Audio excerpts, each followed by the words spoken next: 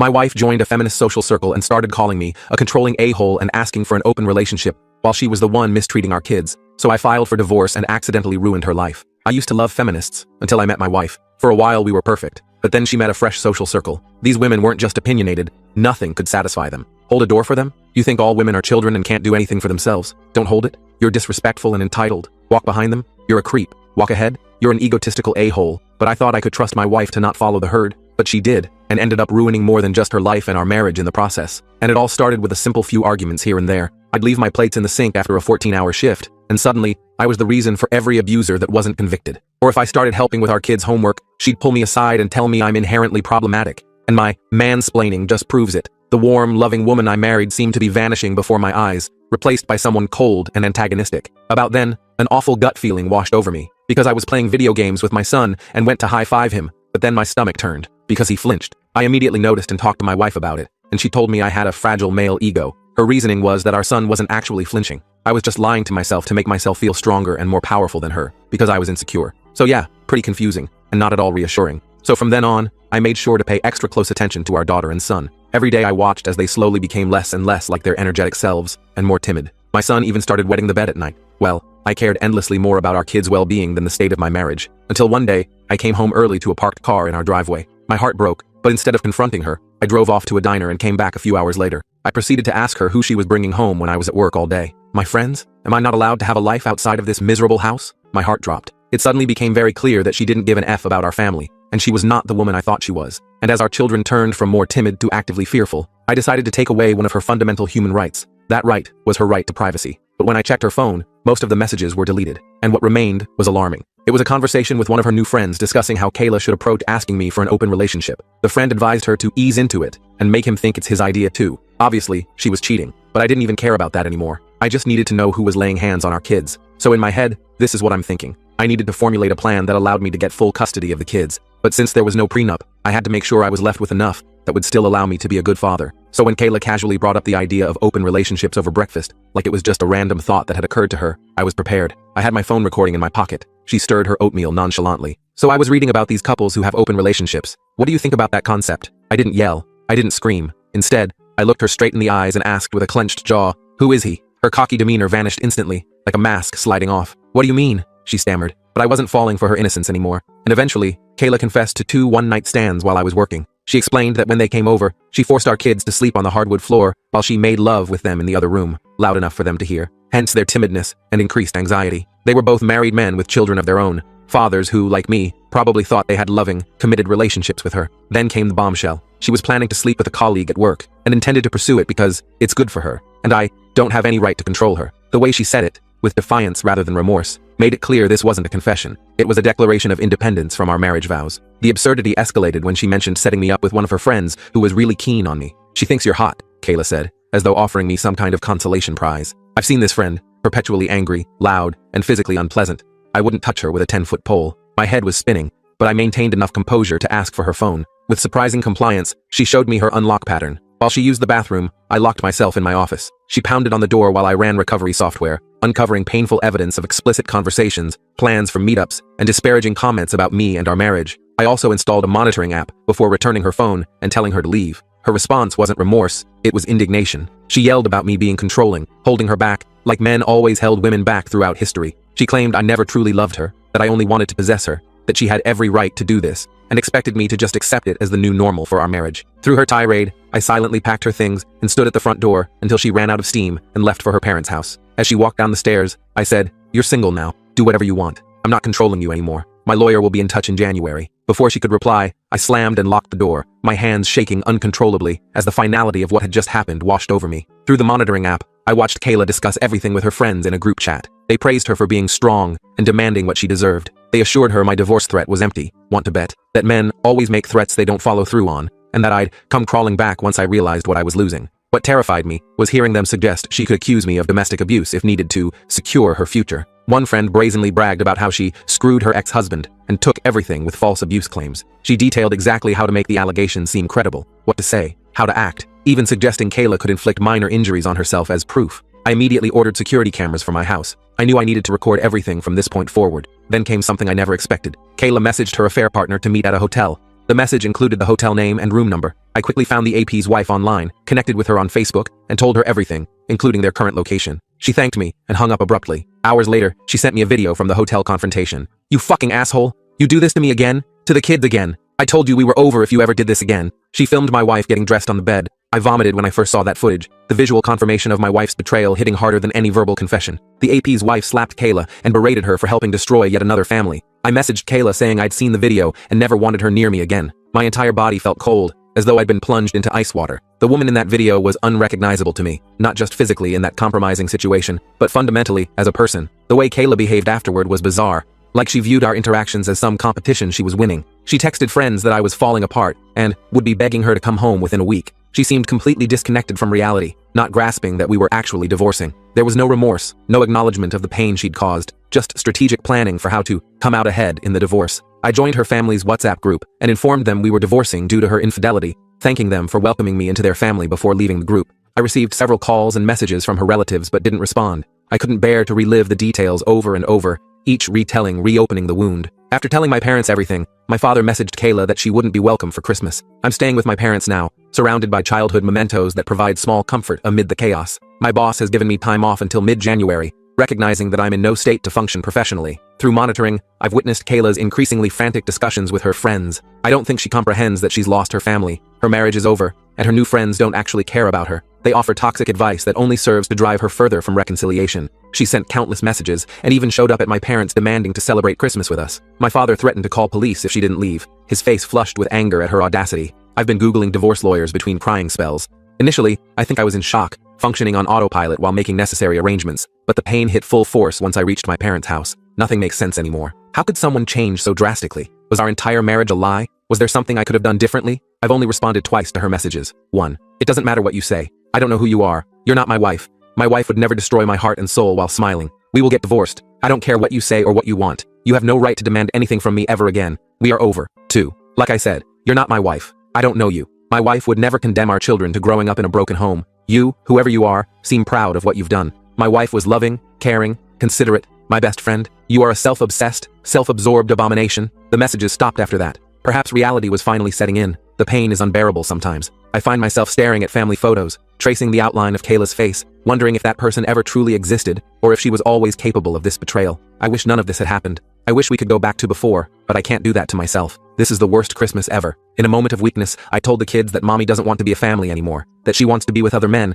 and we're getting divorced. They're devastated. Briar cried herself to sleep in my arms, while Milo went silent, his small face frozen in confusion. Thank goodness my parents are here to support us all while I'm an absolute mess, barely able to function through the grief. I'm trying to pull myself together for my children, but I'll never go back to Kayla. The level of disrespect and callousness in her behavior is unforgivable. I'm completely lost. Why does she expect to demand anything from me at this point? Is she mentally ill? Has she always been this person beneath the surface? Or did something fundamentally change her? These questions haunt me as I lie awake at night, staring at the ceiling of my childhood bedroom. Sorry for the rambling post. I just needed to get this out somewhere people might understand. Update. So much has happened since my last post. I wish I could say I've been strong through this, but honestly, I've been a sobbing wreck. My father found me on the bathroom floor at 3 a.m. 2 nights ago, hugging my knees and rocking back and forth. I was obsessing over Kayla's chats with her friends until I saw something that broke me completely. She described, in cruel detail, how our marriage, and especially our children, were burdens, preventing her from being a successful woman living up to her full potential. She claimed I was an oppressive piece of shit, holding her back from a good life, and that motherhood was a patriarchal trap,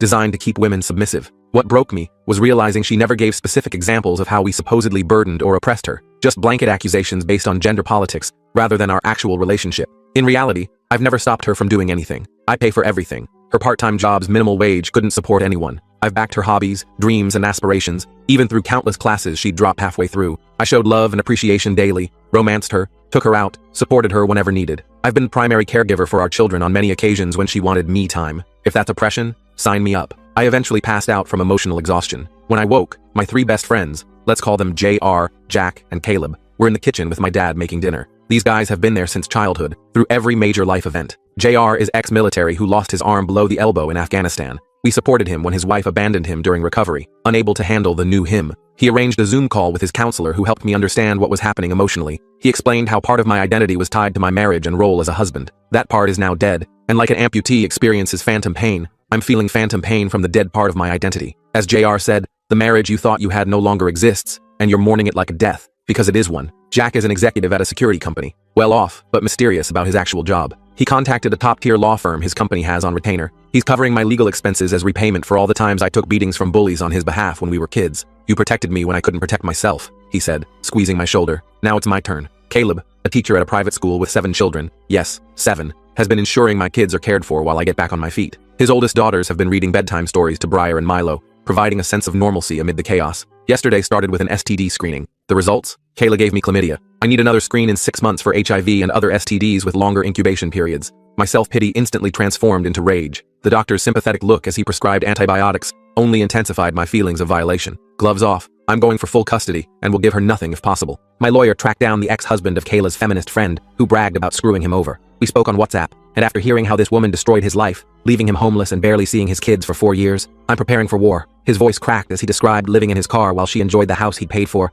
telling their children he didn't love them enough to provide a home. My attorney suggested a preemptive restraining order due to Kayla's negative comments about males, especially for our son's sake. Growing up with an openly anti-male parent is obviously damaging, so we're pursuing full custody. We're compiling evidence of her abandonment of the children, her unstable behavior, and her newly developed extreme views that could harm their psychological development. I had a Zoom call with Kayla yesterday. She hasn't reached out to me or the kids since appearing at my parents' door. She looked more dolled up than I'd seen in years, with excessive makeup and a plunging neckline that seemed bizarre for what should have been a serious conversation about our marriage dissolution. Throughout the call, she tried provoking me into anger. I stayed cool as my lawyer advised, even telling Kayla I was recording the conversation for my records. She started with some absurd statement about different types of penises and how she was looking forward to investigating more in person after restrictions lifted. Her eyes darted off camera occasionally, suggesting she wasn't alone. I simply replied that I wasn't interested in her hobbies, only in discussing our divorce and arrangements for the children. She became hostile when I wouldn't take the bait, calling me boring and pathetic. At one point she went to the bathroom, but merely muted herself while conferring with her friends about what to do next. I watched as she repeatedly cursed me out just for being a man,